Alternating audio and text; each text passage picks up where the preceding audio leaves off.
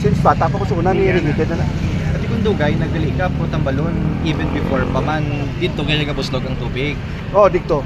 Sa bali ang guaya, sa una, sa party nga, way tagi na siling nga wala ka baha. Pero hindi amuni. Kag natugangan na niya baka tungod nga ang creek sang Punta Tala Creek. Yung tambakan nila sa 7 meters mo.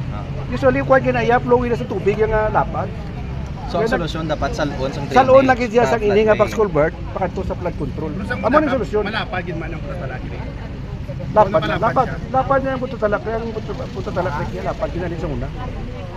Pero ayan kung humanian ng project, may impact yan. Hindi ko pa man ang project diriya sa diriya, may ano gid namin gid. Ang Punta Tala Creek yan. Ang Punta Tala Creek ya, once nga wala naman maagi tubig to, namin na may man problema. Kaya ang tubig ya pag once nga daalang ya madin sa Balantang, sa Punta Tala or sa Balantang Tagbap, gamay man na ng tubig. Kaya ang tanan nga tubig nga nagahalin diri sa lanit, lagi siya gagi sa ano sa Kamali, sa Balantang. So, kigid siya na matapos dapat ang pagsasabi. Dapat mo gining kigit. Number 1 gini ang solusyon sa problema sa baha. Para sa part ng 5 ka barangay. Sinong contractor dito? Wala. Kuman ka ba kung sino kontraktor kaya yan part sini kamalik pa mo. Pero antes sa kasiguran, na-coordinate sa inyo ka? Na-coordinate sa inyo? Wala sila ka-coordinate. Wala sa barangay langit wala. So bisan wala ya ang embankment nga projects may Punta Tala. Kung niya matapos, ay problema pa. Wala problema ba? Matapos niya usually ang ilato ya kay ti natugangan lang kay ligtas kang flow sa tubig.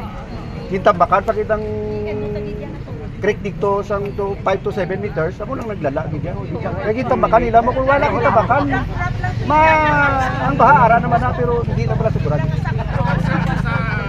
During isang hearing, na-mention to ang problema hinilo sa Casamira sa park lang to lagi sa tubig. Why din na monitor sa barangay o wala lagi sa barangay ang hinanapos na? Usually, isang time na daw yapan na ni sa previous administration. So, sa una, nakakaagi man na sa barangay Kamali ang hinanapos. May tuluman ko ng reklamo ng mga pagbukas sa Kamali.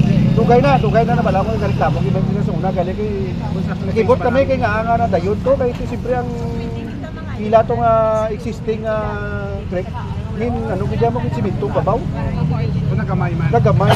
kay ito tamburong lang gid ang Contributor man ang Casamira. Contributor man ang Casamira. oh contributor man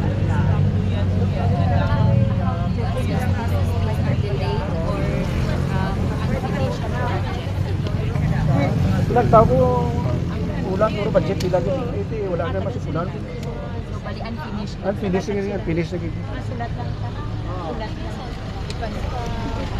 lang. Sulat lang.